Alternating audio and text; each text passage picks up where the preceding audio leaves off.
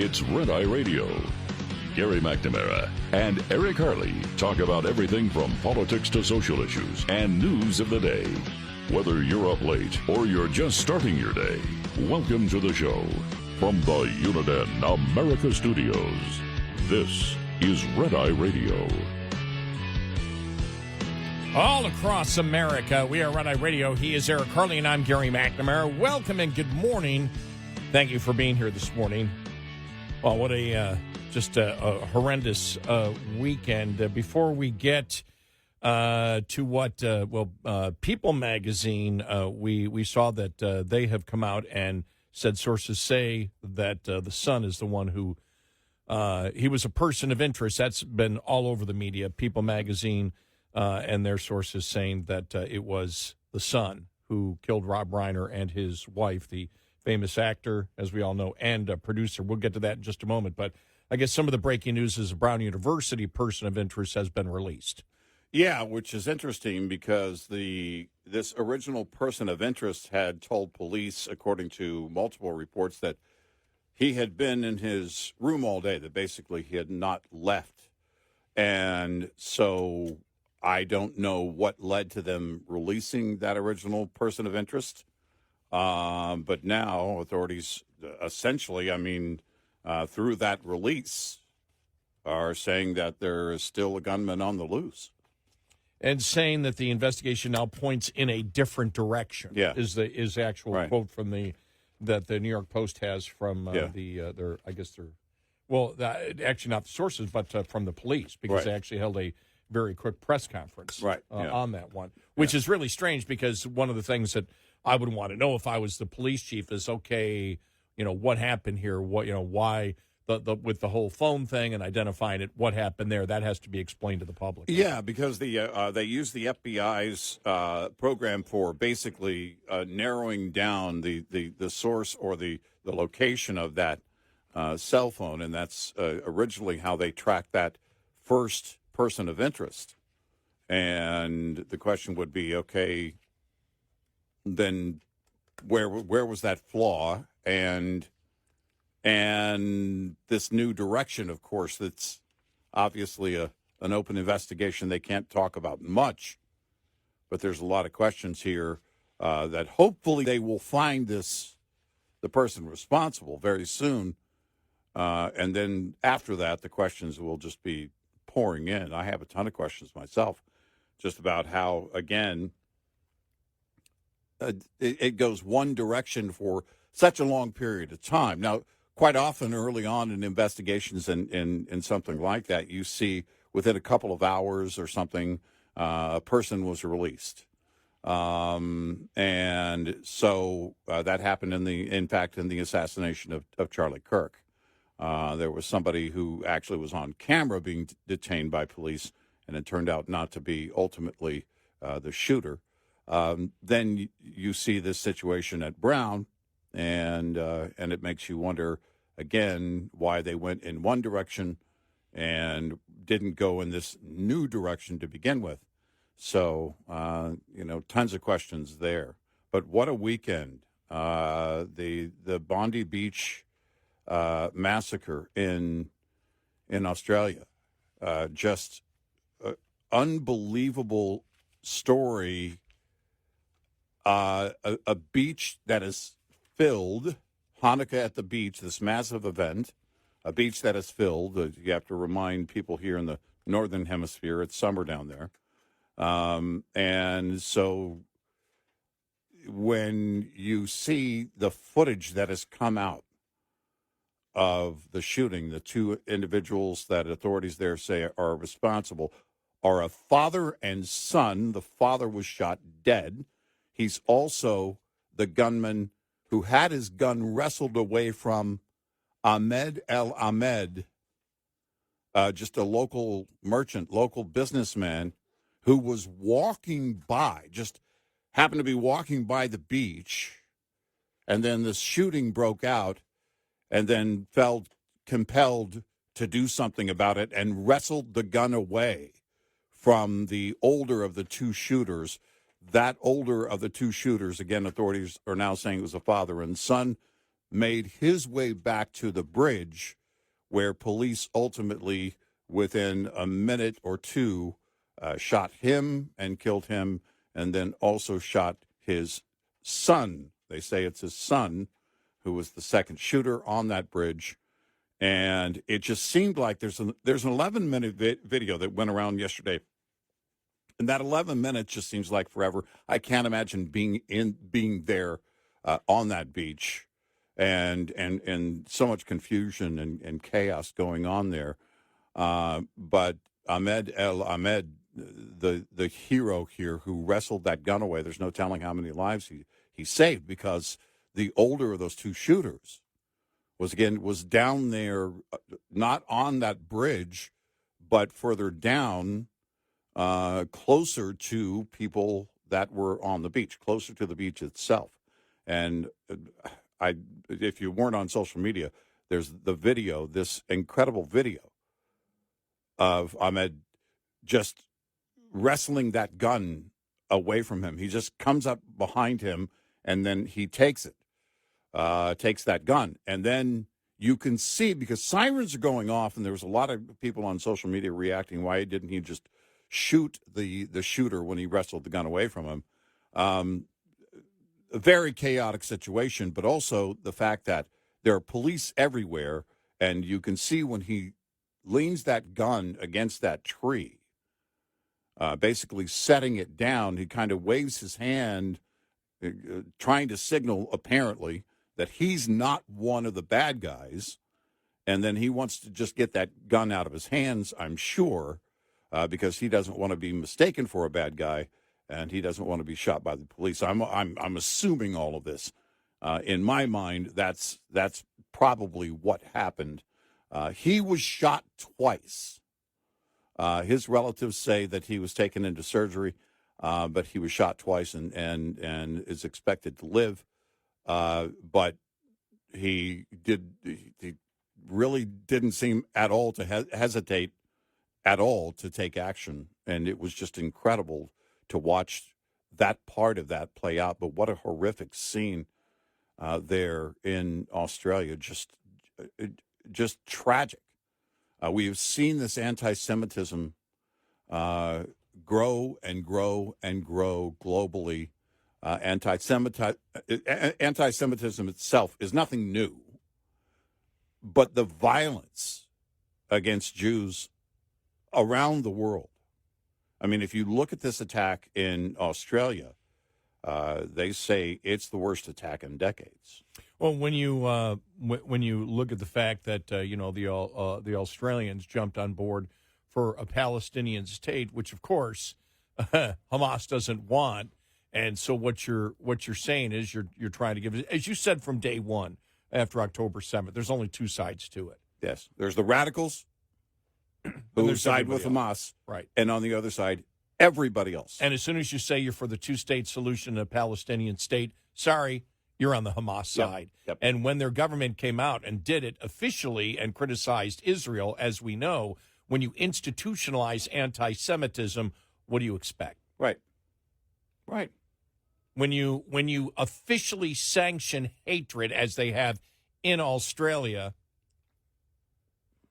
are you surprised? Right. Are we surprised by the anti-Semitism? Wall Street Journal will have part of their editorial coming up here in just a little bit, where they lay out all the anti-Semitic acts and acts of violence that are going on around the world and inside the United States that don't get a lot of publicity. Right. But it's something that's out there. It's something that has been embraced by a significant portion of the Democratic Party. Right. And as we said, it's not a big, for us, it's not a big jump. And it's not a big jump because when you practice identity politics, when your goal is to judge people by groups and not individuals, which is and has been mainstreamed and institutionalized inside the Democratic Party, when you're the party of absolute misogyny, the hatred of women, endorsing the radical transgender movement, endorsing and enabling the threats of college-aged women that just wish to play sports, when you actually believe that men should be able to be in women's locker rooms, when there is a significant cheering, which I don't believe comes from the conservative side, of the murder of a health care executive. Yeah. Why are we surprised by any Well, of this? when we see the protests, the pro-Hamas protests Yeah. that have happened all over the world. And in the United States. We've seen nations that have condemned Israel for defending themselves. Yeah, not surprised. It was sort of like when the Democrats released the picture that's already was released of Trump at basically at Mar-a-Lago with with the women's faces blurred out, Right. the whole Jeffrey Epstein thing, Right. and to try to imply that it was underage women. Right. They did that, and people are like, we can't believe they did. I was reading Jonathan Turley, who's like sort of shocked about it. I go, why are you shocked? Why is anybody shocked about this? Russian hoax. The Russian hoax. They lied for years about the Russian hoax. Right.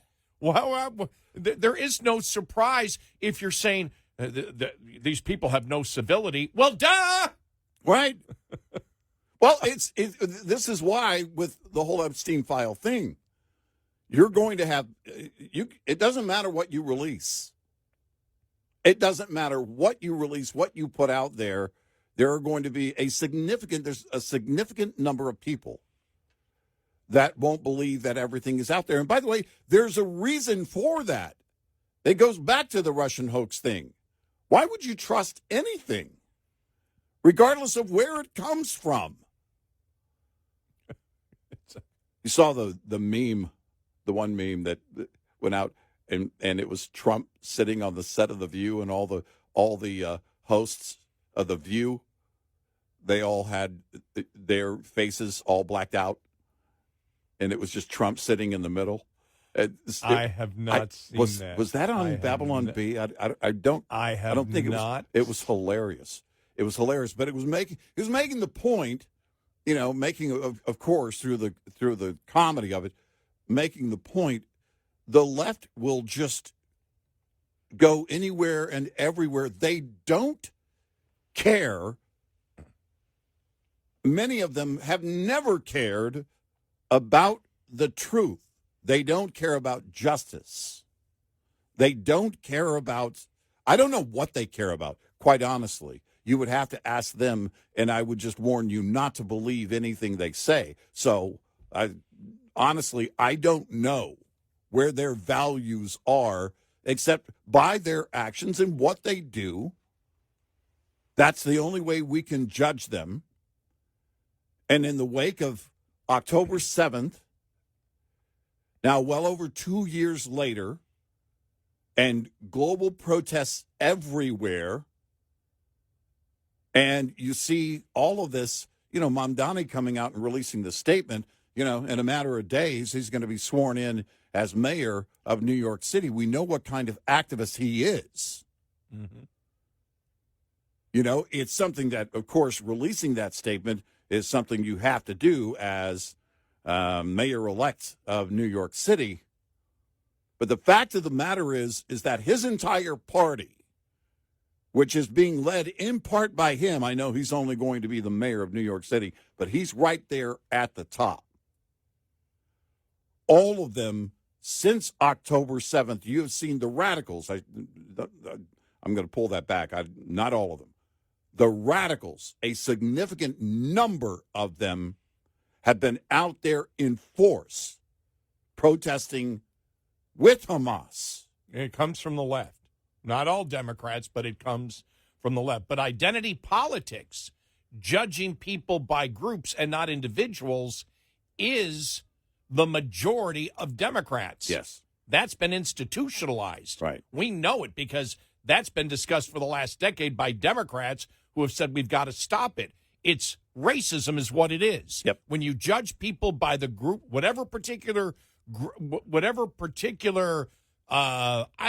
physical features, sexuality, whatever you wish to judge it by, when you judge people by groups and not individuals, That's what gets you to racism. And it's mainstream inside the Democratic Party, and the absolute misogyny of the Democratic Party, the hatred of women with the radical transgender movement is also the majority of Democrats. Mm-hmm. It's absolutely 99.9% of the Democrats in Congress who represent the Democrats across the country. Yes.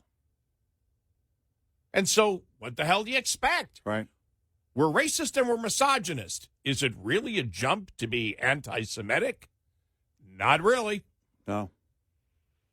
You know, I said after October 7th, it wouldn't surprise me that if there were another 9/11 type attack on American soil, that the left would be out there cheering, some on the left would be out there cheering the terrorists. Why wouldn't they be? If they're cheering Hamas, if they're hating on the Jews openly, then why wouldn't they be? Yeah, I could see it. Yeah. It's disgusting. We are Red Eye Radio. Brought to you by Hot Shot Secret. Hi, I'm Jen Loomis, a transport safety expert at J.J. Keller. At a roadside inspection, inspectors may ask to see supporting documents. The document generated or received by a motor carrier in the normal course of business that can be used by law enforcement to verify a driver's logs. These documents can include bills of lading, itineraries, schedules, or equivalent documents that indicate the origin and destination of each trip. They can also include dispatch or trip records, expense receipts related to on-duty/not driving periods, electronic mobile communication transmitted through a fleet management system, and payroll records, settlement sheets, or equivalent documents that indicate payment to a driver. Drivers using paper logs must also keep toll receipts. Supporting documents must contain the driver's name, carrier-assigned identification number, or vehicle unit number that can be linked to the driver, the date, the name of the nearest city, town, or village, and the time. This tip was brought to you by J.J. Keller & Associates. Visit us at jjkeller.com.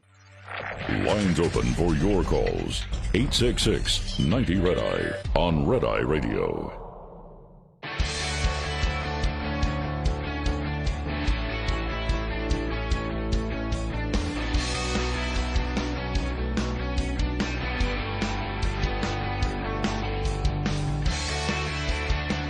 We are Red Eye Radio. He's Eric Harley, and I'm Gary McNamara. Let me just do one more search here for because I went to Fox News and also the New York Post, and both of them talk about that the Rob Reiner's son is a person of interest. You had People magazine, and then I think it was also Town Hall say that. Police, just reading here, CNN, police are investigating apparent homicide, of course. I don't see where they even have the son as a person of interest here. And at people.com, they're saying exclusive sources that they have basically in the headline itself. It says exclusive sources. Yeah. So and I think Town Hall got it from that. Right. Yeah. From the People magazine. Right. But I don't see any of the major news sources that have stated that sources have said that. Right. Okay. So if they have exclusive sources, well, that would be the reason. Right. Yeah. Somebody's telling them something that and they're not telling anybody else. Or none of the other media has those particular sources. But I mean, it was when I woke up is when I first saw it. I probably woke up about 9 p.m.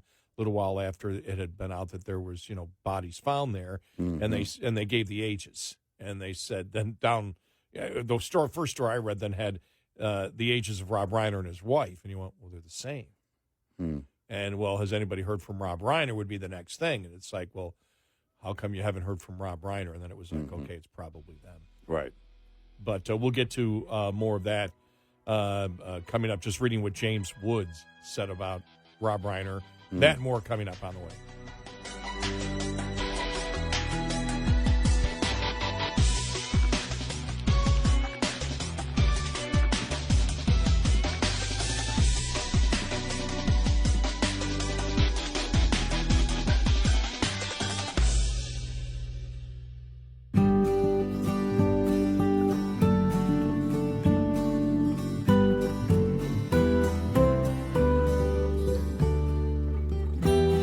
Listening to Red Eye Radio. Season's greetings from the Uniden America Studios. We are Red Eye Radio. He is Eric Harley, and I'm Gary McNamara. Good morning. I mean, just a terrible weekend out there. The news, Rob Reiner, the very famous actor and producer, activist, his wife, Michele, both are dead. Police are investigating an apparent homicide. Happened, apparently, the call they got late this afternoon, L.A. time. Their son, or excuse me, not their son, his and the late Penny Marshall's son, was it Nick, I think? Is the person of interest, according to numerous sources out there.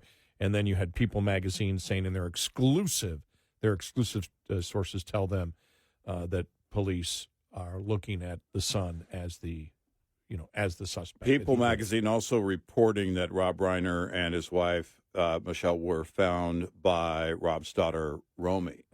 And so there was an assistant. I know other sources were quoting that there was an assistant to Rob Reiner that helped them gain access to the home. I don't know what that means or how it related, and how those two stories, which one is accurate, or how the timeline went down. But a very sad situation. And if you look at the stories that say, and they vary, as you just pointed out, People magazine saying their sources saying that it was his son that killed him, and others are saying he's a person of interest. If it turns out to be the case, how tragic. But also we're talking about dying from stab wounds, which in investigations they will tell you most often is a crime of passion. It means that there is some kind of anger toward the victim from the person who is responsible for the murder. A lot can be said about Rob Reiner and his politics over the years, but his talent as a director is undeniable. It's I think a lot of us on the right, and he was very vocal about things about Trump and everything else, and it's the back and forth that happens. Well, let's be honest, insanely vocal. Oh, yeah. An activist to the nth, you know? Yeah.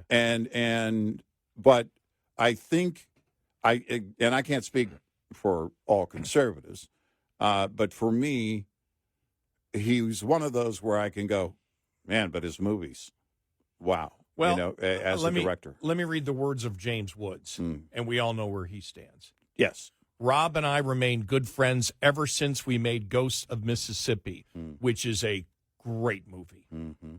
Mm-hmm. It is. Oh, man, what's his name? Yeah. I got mind blank there. The star of the show. Hold on. I got my complete mind blank here. Alec Baldwin. No. Gene Hackman. Oh. Gene Hackman is the cop. That was it. She's okay. Complete mind blank here. Rob and I remain good friends ever since we made Ghosts of Mississippi. The studio did not think I was old enough to do the part, but Rob fought for me. Political differences never stood in the way of our love and respect for each other. I am devastated by this terrible event, and that comes from James Woods. Ghosts of Mississippi is a great movie. I mean, just great. I mean, Gene Hackman's just wonderful. And again, Alec Baldwin, Whoopi Goldberg. Alec Baldwin was they all were. Craig T. Nelson. Yeah. Oh, yeah. Yeah. William H. Macy. Yeah. Exactly. I mean, just a great number of great actors in there.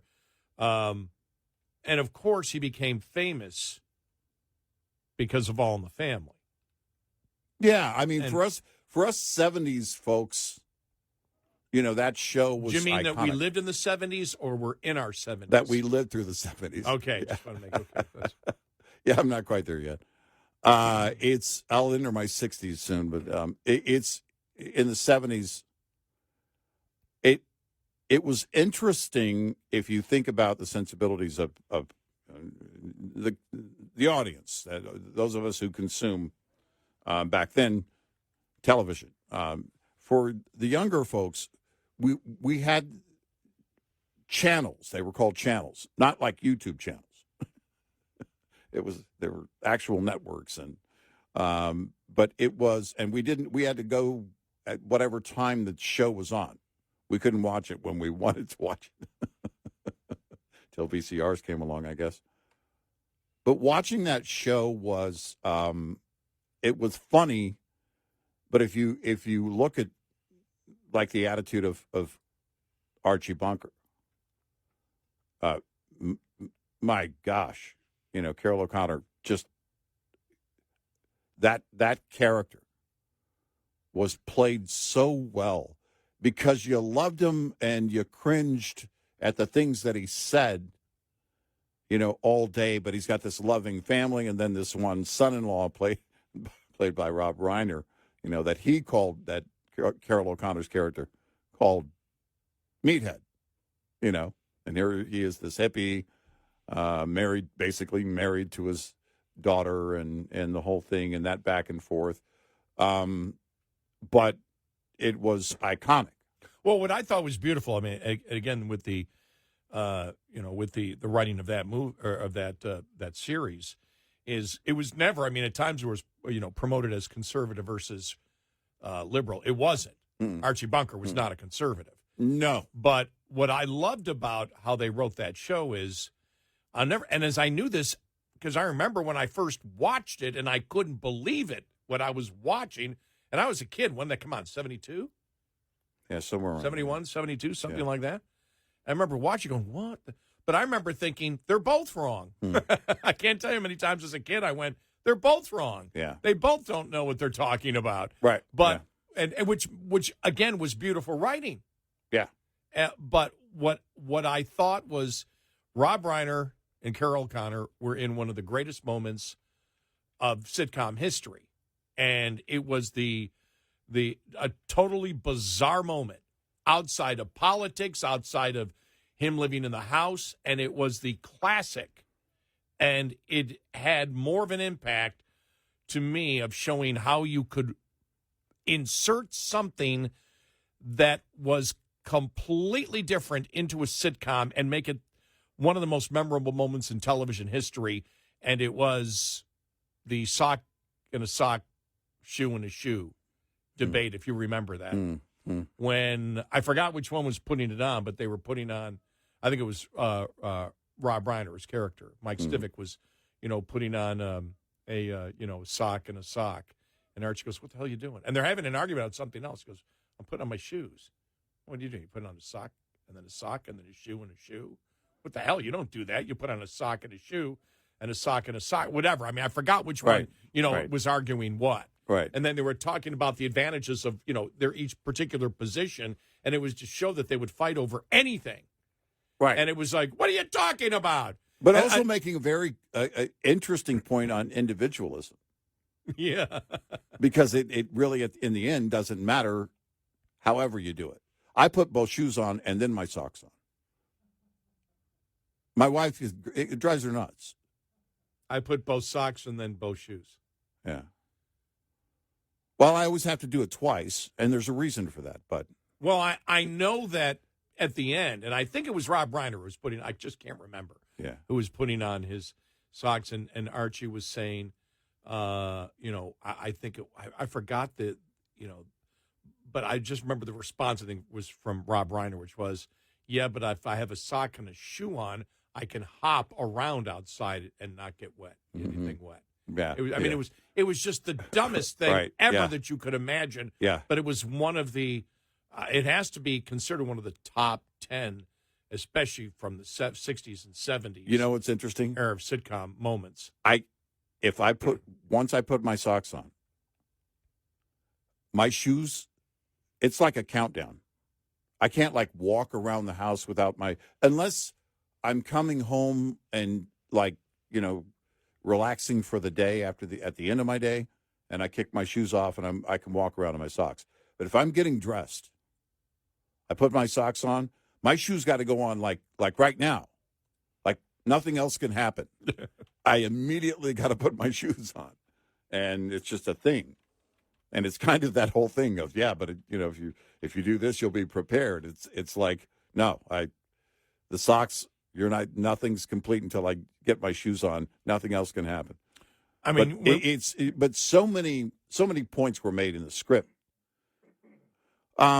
Because Archie, the father, was really a populist, is what he was. Yeah.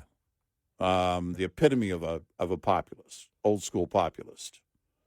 And then Rob Reiner's character, Meathead, and his wife, Archie's daughter, Gloria, they were the incoming leftover hippies of the 60s, coming into the 70s, a post-civil rights era, but still carrying the torch of the liberal left and, that kind of thing, activists to the core. Nothing like we see today, but kind of in that mode, and it probably was indicative of, I don't know, countless families out there. So Michael's character would have been a moderate Republican today. Maybe, exactly. But he tucked his shirt in. Remember? Yeah. But here's some of the films from Reiner. Spinal Tap, as we all know. Yeah. Princess Bride. The latest Spinal Tap 2. Right. Stand By Me. Misery. Yeah. A Few Good Men. Yeah. When Harry Met Sally. Yeah. Flipped. I never saw that one. The Bucket List. Yeah. Was him. And that was a great. That was a good movie. That was a great movie. Yeah. Rumor has it, The American President. Okay, there's always a bomb in there somewhere. Ghost of Mississippi. Yeah. LBJ. Let me just see. I'm looking at here. Just going through it here. Very. The Spinal Tap at Stonehenge. Oh my gosh. Yeah. We're doing The Story of Us. By the way, I always thought The Story of Us, I remember watching it. It was I guess you could say it's a chick flick. But at the end, when the couple gets back together, Bruce Willis, and I can't remember the actress who played, Michelle Pfeiffer. When they get back, when they get back, the scene at the end where they get back together and talk about, because they're going to get a divorce, and finally realize they don't want a divorce when they pick the kids up from summer camp, and the discussion that they have outside the car is wonderfully directed and acted. It is a great moment in film about a couple that believes that they are moving apart, and then looks and says, "We can't do this." Right. Yeah. We can't do this, and I do love you, and and they go through, especially Michelle Pfeiffer is great in that moment. Yeah, yeah. It's a great piece of film from and I don't remember because it's not the kind of movie that I would sit down and watch. So when was that? 99, maybe 20 years ago. I don't remember where I watched it. All I remember is that end scene is a great scene. I don't even know if I've watched the entire movie. I think I've watched portions of it. But that end scene is just wonderfully directed. But just terrible. Yeah. Well, Kevin Pollak told the story of Jack Nicholson on the set of A Few Good Men. Kevin Pollak's also in that movie. And I've seen the interviews. And he does I think he's told this story a couple times on Rich Eisen's show. Yes.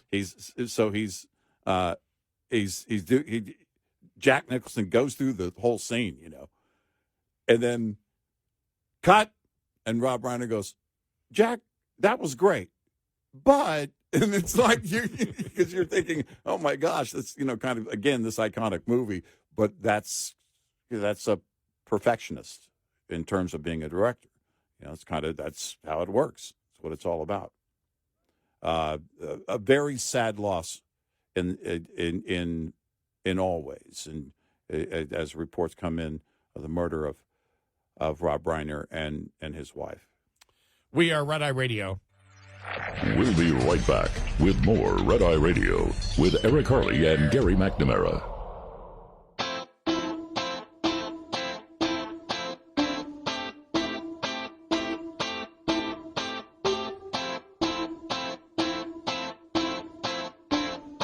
We are Red Eye Radio. He's Eric Harley, and I'm Gary McNamara. This just from 15 minutes ago from CNN. The LAPD said late Sunday investigators are not seeking any suspects at this stage in the death of Rob and Michele Reiner. We are not looking for anyone as a suspect or in any other manner at this time, said the LA deputy chief at a news conference. Police detectives were interviewing a family member Sunday evening regarding the deaths. They said, though, the news conference said no one yet has been detained or nor was anyone being interviewed as a suspect at this time.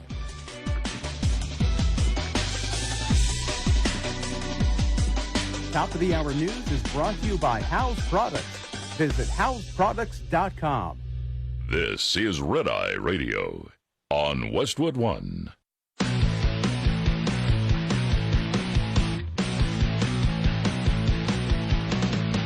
Now, it's Red Eye Radio. Gary McNamara and Eric Harley talk about everything from politics to social issues and news of the day. Whether you're up late or you're just starting your day, welcome to the show. From the Uniden America Studios, this is Red Eye Radio. We are Red Eye Radio. He's Eric Harley, and I'm Gary McNamara. Good morning.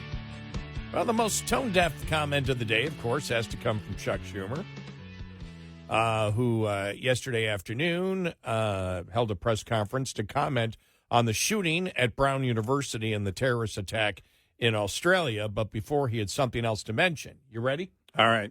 All right, here we go. And, of course, I'm going to say a few words about the terrible shooting in Sydney, Australia. Okay? So, and first, of course, as I always say, no matter what, go Bills. Wow. That is so cringe. It's just unbelievable. Unless it relates to Democrats, because what he meant was tax the rich. It is a political priority for sure. You know, so maybe that's what it meant, that he's taking that from Hochul, who said when the Mamdani folks were screaming at her, tax the rich, and she was asked about it.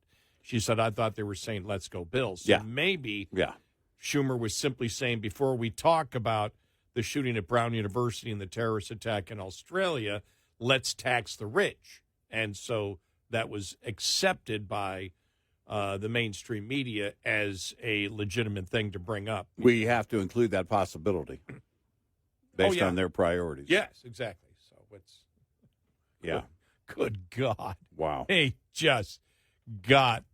I can't tell you how many people posted underneath there the hamburger picture from 2024. Yeah. He was cooking the hamburgers. What holiday was that? 4th of July? I can't remember. That Independence Day he did that. I think it was something like that. One of the holidays when we all cook outdoors, right? Yeah. But here is, let me just see. I've got more audio coming up here. I want to play this. This is Australia's left-wing prime minister, being asked the question. And again, remember, they sent $25 million to Gaza after they endorsed the Palestinian state, which, of course, is asinine. Right. We've stated it over and over again. You're endorsing Hamas when you do that. The official governmental policy of the country of Australia is to support Hamas. Mm-hmm. And so this question came up to the Australian Prime Minister yesterday. And then we'll go fill in there. Left unchecked, as you were just saying, anti-Semitism leads to terrorism and violence targeting the innocent. Your government has come under criticism in claiming that it has effectively responded to the rise of anti-Semitism in Australia since October 7, 2023. In September, your government recognised a Palestinian state. Your ministers have attacked the Israeli government. Senior ministers refused to visit the sites of the October 7 massacres. And you created a special Islamophobia envoy alongside an anti-Semitism envoy. Have you taken the threat of anti-Semitism seriously? And can you guarantee the safety of Jewish Australians? Yes, we have taken it seriously. It's a lie. Yeah. I mean, there's no other way to answer the question, is there? No, you just have to lie about it. Yeah. Just amazing. Yeah. And meanwhile, authorities have released a person of interest detained in the Brown University shooting. That's here just in the last about hour and a half to 2 hours. Mm-hmm. From Politico, a person of interest detained after Brown University shooting that killed 2 students and injured 9 will be released after investigation took law enforcement authorities in a different direction, officials said Sunday night. The disclosure made at a very hastily convened late-night news conference represents a stunning turn of events in an investigation into the killings that rattled the Ivy League campus and came more than 12 hours after officials had announced that they had taken a person into custody, in connection with the attack. The release means that whoever is responsible for the killing may remain at large. We know that this is likely to cause fresh anxiety in our community. No kidding. Yeah. The attack Saturday afternoon set off hours of chaos across campus and surrounding Providence neighborhoods as hundreds of officers searched for the shooter and urged students and staff to shelter in place. The lockdown, which stretched into the night, was lifted early Sunday, but authorities had not released information about a potential motive. On Sunday morning, officials took in a person into custody. The 2 people familiar with the matter identified as a 24-year-old man from Wisconsin. That individual, whose name was never released by authorities, is now being released. I've been around long enough to know that sometimes you head in one direction and then you have to regroup and go in another direction, and that's exactly what's happened over the last 24 hours. And authorities so far have not reimposed that shelter-in-place order that was in place for, as you mentioned, hours throughout the day. But again, if this is all accurate and true, then the shooter is still at large, and it certainly would make that community nervous. There's no way it doesn't. The gunman opened fire inside of a classroom in the engineering building, firing more than 40 rounds from a 9mm handgun. A law enforcement official told AP 2 handguns were recovered when the person of interest was taken into custody, and the authorities also found 2 loaded 30-round magazines. The official said one of the firearms was equipped with a laser sight that projects a dot to aid in targeting, said the official, who was not authorized to discuss the investigation publicly and spoke to AP on the condition of anonymity. So there you go. 1 student of the 9 wounded students have been released from the hospital. 7 others were in critical but stable in condition. 1 was in critical condition. So, wow. Yeah. Just horrendous. I mean, some of the completely tone-deaf response, one of them came from the man challenging. Hang on, let me just see. I've got it here. I've got so many things open here, so many windows open. Yeah. There's a lot of new information on multiple stories coming in. Yeah, on a very healthy pace right now. Let's see if I can find it here, because it was from James Tallarico, who is challenging Jasmine Crockett. And I mean, it's just how these people think. Just listen to this here. Here we go. All right. Now remember, now she's in the lead, but these are the 2 people running on the Democrat side. Here we go. I frankly am tired of the thoughts and prayers rhetoric from our leaders here in Texas and in our nation's capital. I believe in the power of prayer. I believe prayer changes lives. I believe prayer changes the world. But there is something profoundly cynical about asking God to solve a problem that we're not willing to solve ourselves. What an ass. Yeah. You don't believe, because he promotes the fact that, you he's religious and promotes. No, you don't. You're not religious. You don't believe that. Nope. And you also don't understand how different individuals pray and what they're praying for. Right. It's and to sit there. This is the left. But to sit there and say, here's the point, that because you say that there should be thoughts and prayers, that those people have no solution and don't wish to have any solution to gun violence out there is a lie. Yeah, is completely that's inaccurate. it. That they basically are leaving it up to God and not going to do anything about it themselves. Right. Our solutions may be different from yours, but there are definitely things that we wish to do to stop violence. But that's the lie. And a man who claims, I'm this religious guy, but no, you're not, because you're lying. You're lying about what the other side believes. Well, and you're calling it rhetoric. Yeah.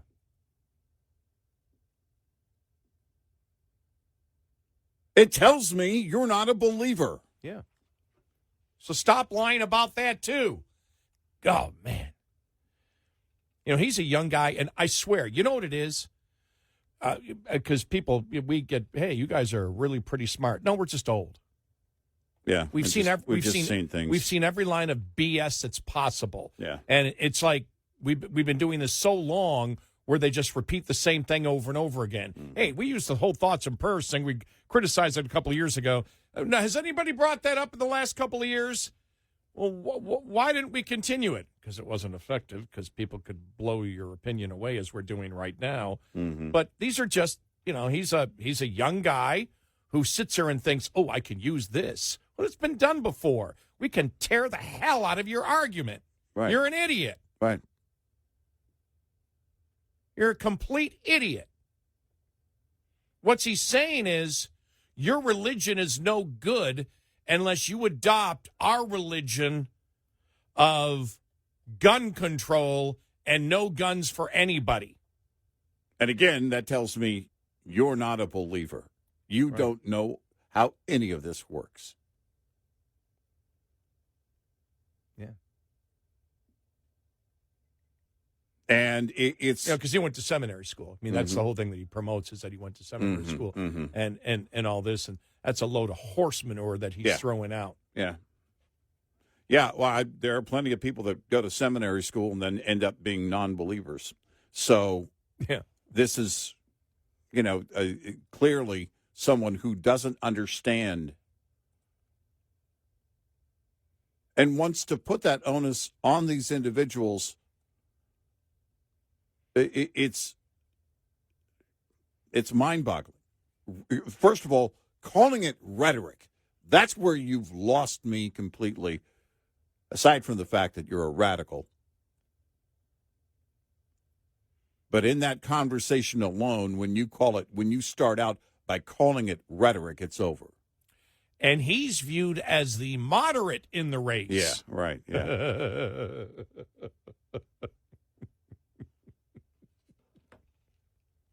Oh, my gosh. He's the moderate. Yeah. Yeah. Well, this is the liberal left today. This is who they are. And we've seen it before.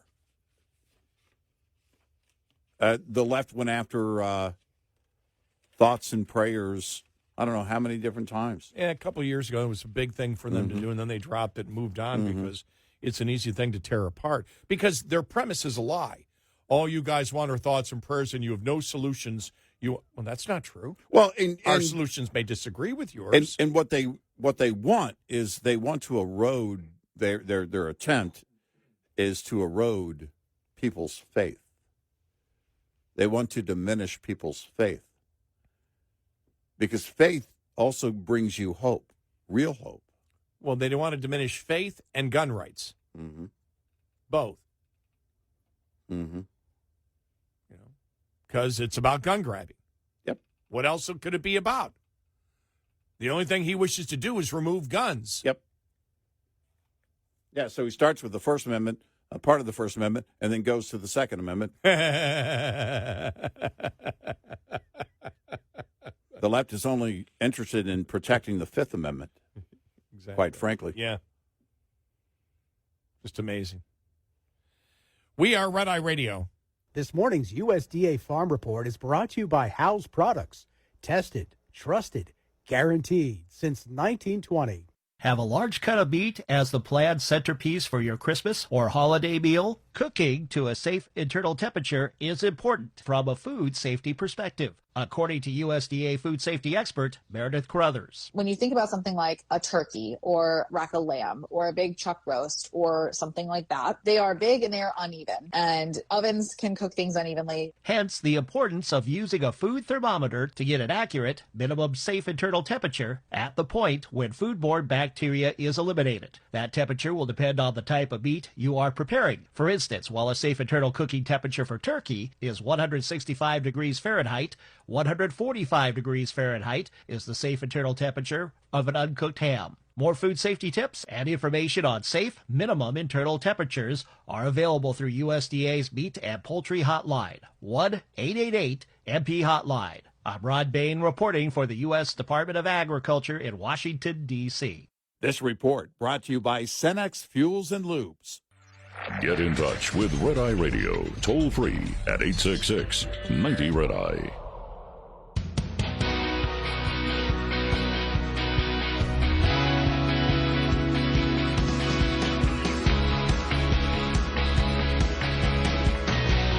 Here, Red Eye Radio, he's Eric Harley, and I'm Gary McNamara.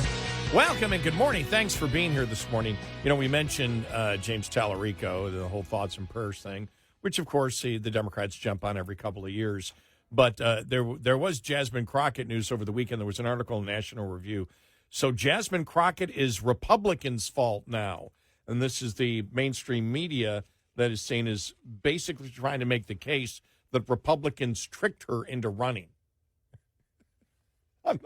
Can't make this up.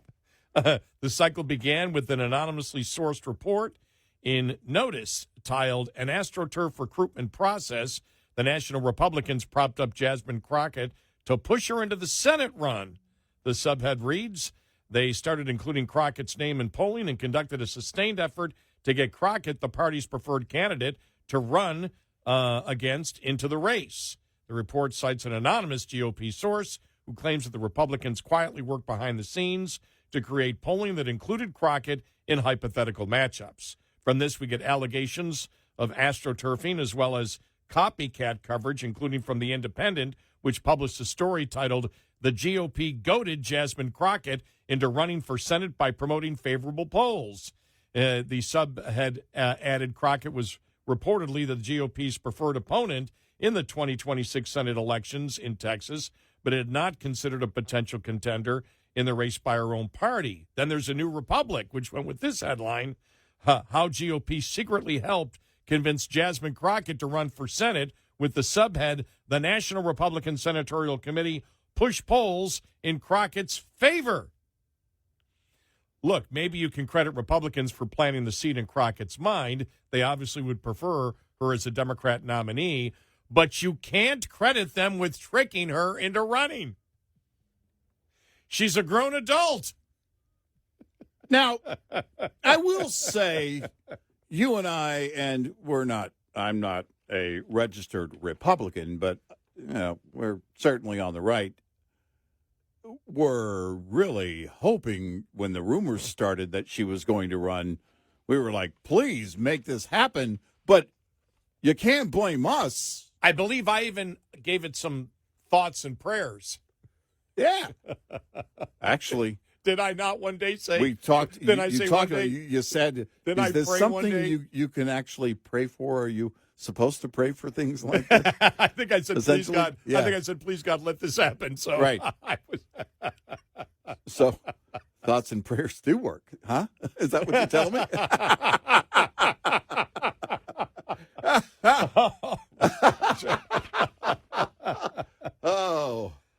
It just. I'm going to pay for that one at the pearly gates. Crockett is like every loudmouth who has come before her in Congress, big on posturing and insults, but lacking a clearly defined platform with broad appeal, which is exactly what we have said. Yeah, Crockett is like AOC, but with less media savvy. And this is to say nothing of Crockett's putting personality and the many things she had said that is obviously will not fly with the broader Texas electorate. The location is worth emphasizing. AOC performs well, and her shtick well in New York. Crockett is trying to do it in Texas. Yeah, great points.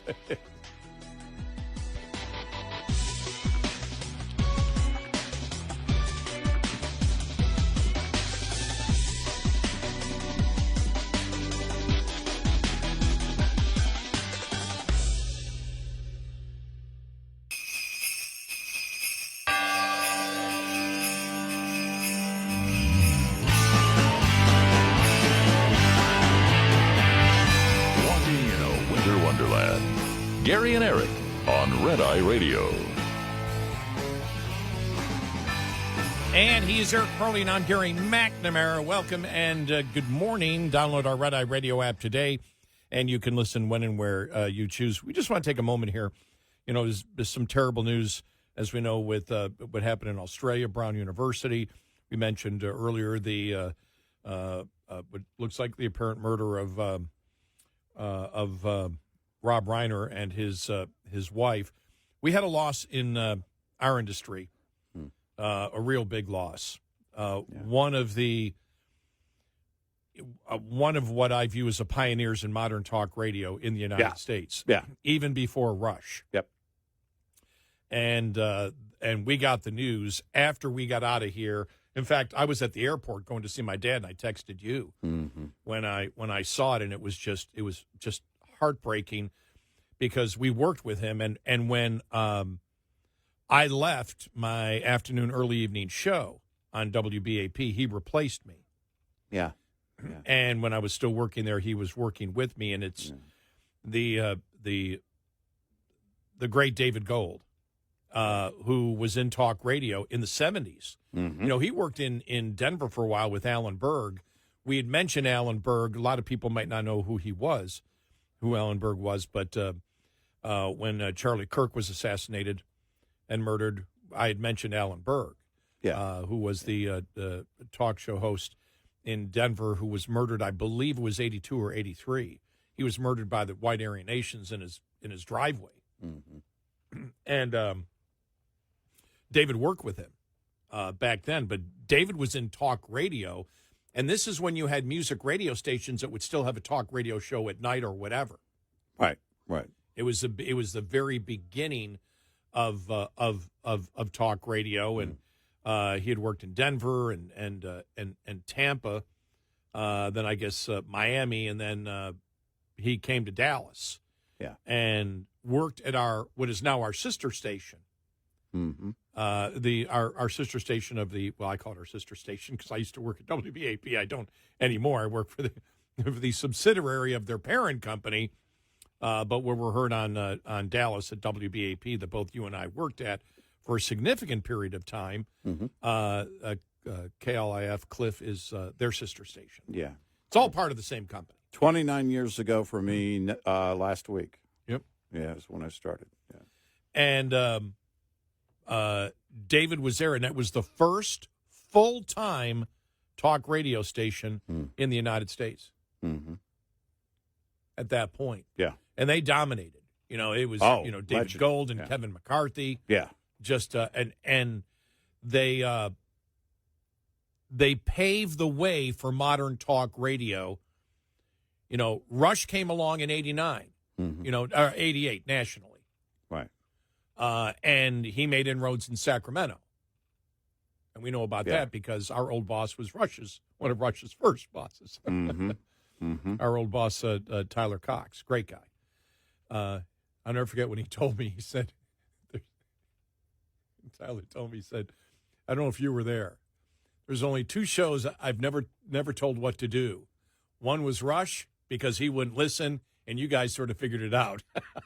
Yeah, right. I'll never forget when he told me. I burst out laughing. Yeah. I can imagine Rush early in his career.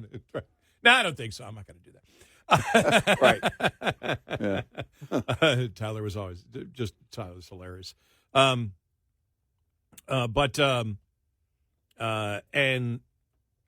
then I think from 86 to 97, huge run. And you think about it, it was, people like David Gold who made it known to the industry that not only could you have because remember, when Rush first started, Rush was being played at midday. A lot of stations only carried him for 1 hour, and the rest of the day was music. Mm-hmm. And so it would be a morning show, 1 hour of talk, and then music the rest of the day. Well, when I joined WBAP with Bill Mack on the all-night show, we were the last day part that played music, but it used to be that WBAP was a music station.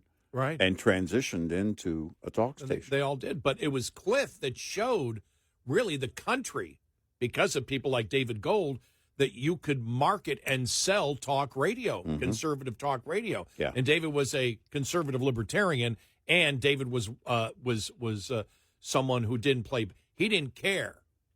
Right.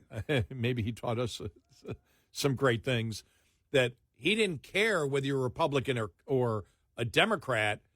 He cared whether you were a liberal or a conservative, libertarian. Right. That's what he argued: ideology, not political party. Yes. And I was thinking about that over the weekend. I was talking to somebody about, David's death, and I said, even on CNN when we talk about Scott Jennings, and Scott does a great job, but Scott argues why the Republican Party is right versus the Democrat Party.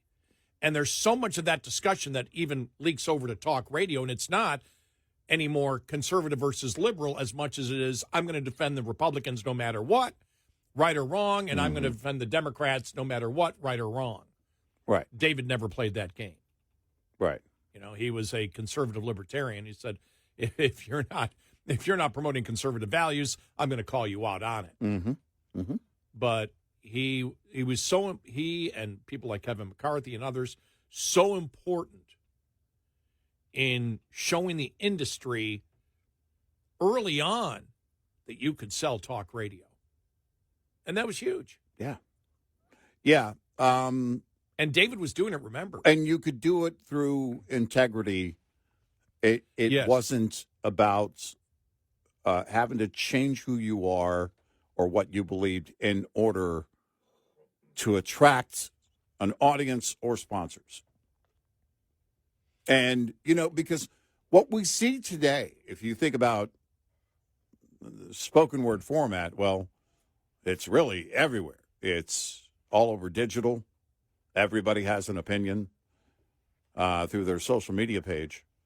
But so many of the so-called influencers, you find that with many of them, not all, but with many of them, they quite often, and you can see the pattern, and my perception is they quite often go down a certain line in order to keep that audience engaged in it, because it's measured by everything: the likes, the follows, the views, and all of that. And the minutia of it matters to essentially their existence in that field.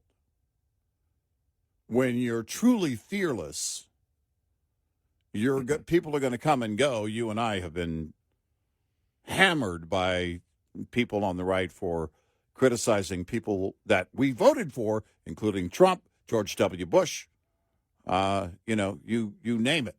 If there's a concern, we'll issue that concern. The whole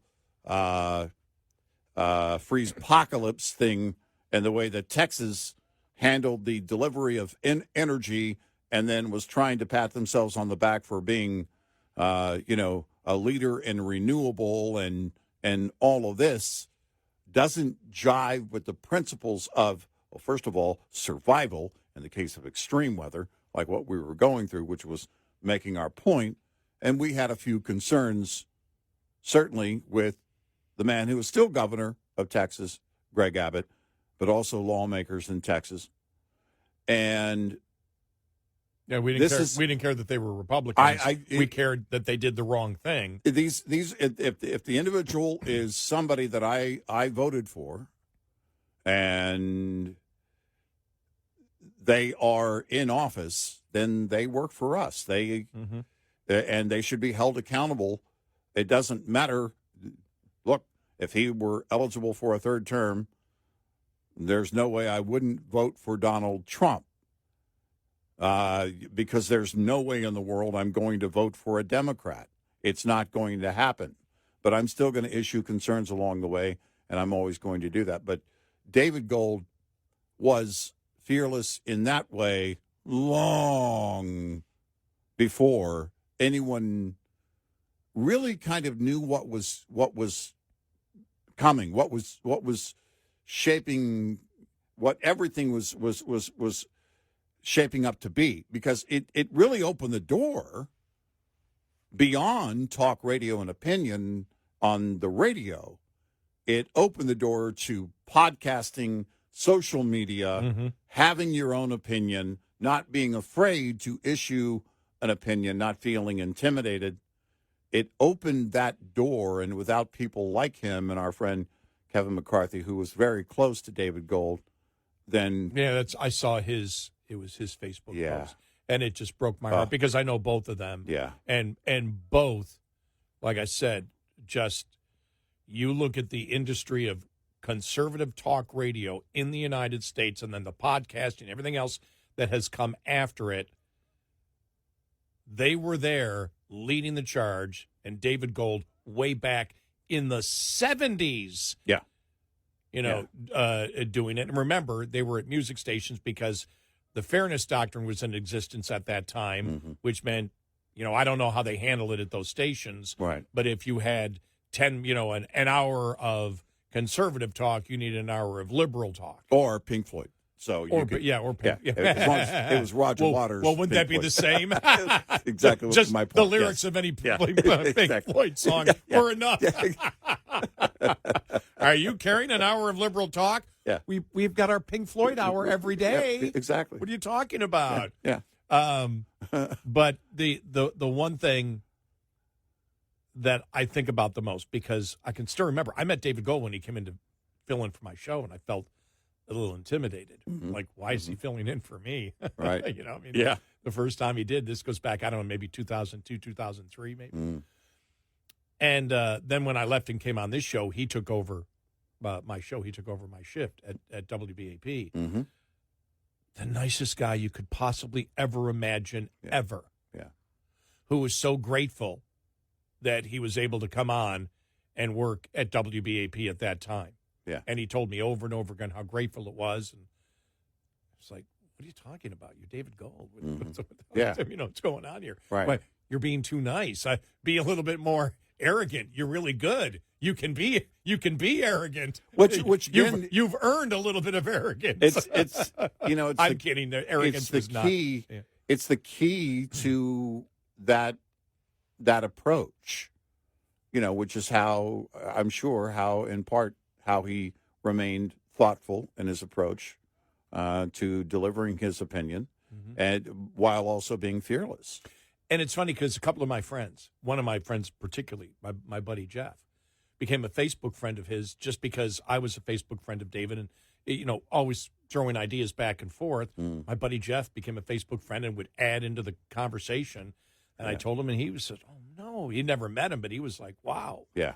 And I said, "Yeah, I mean, he's the trailblazer, and it's really important. I think it's important for us or anybody in any industry to recognize those people that came before you and took the gamble in a time where there wasn't an industry of talk radio. Well, there are relatively a handful of names that you can say, and over the years, my 29 years in the business, that you can say, and everybody knows, everybody in the room knows who you're talking about, and everybody, it was instant respect, instant,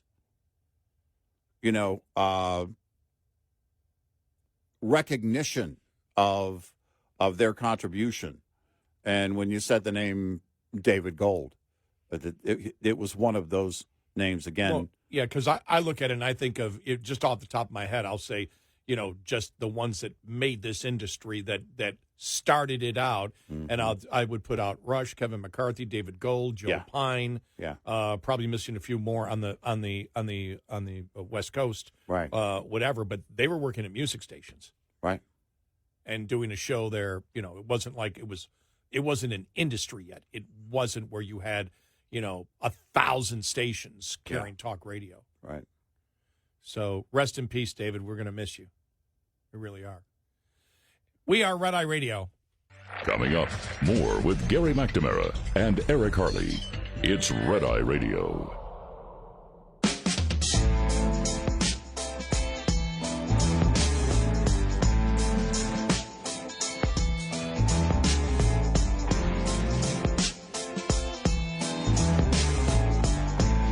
We are Red Eye Radio. He is Eric Harley, and I'm Gary McNamara. Really interesting. I don't know if has People Magazine at all are they still sticking with the fact that their sources say that Rob Reiner's son is the suspect, because we read from CNN, this goes back about an hour ago, where the police have come out and said, we don't have a suspect. We're talking to a family member, but we do not have a suspect or person of interest as of that moment. Yeah, the story story at people.com has not changed, has not been updated. So we'll certainly follow it throughout the morning. I guess the authorities certainly want to be careful about who they call a suspect right away, and don't want to give out anything on an investigation.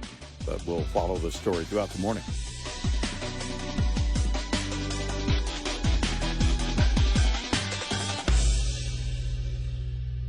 This is Red Eye Radio on Westwood One.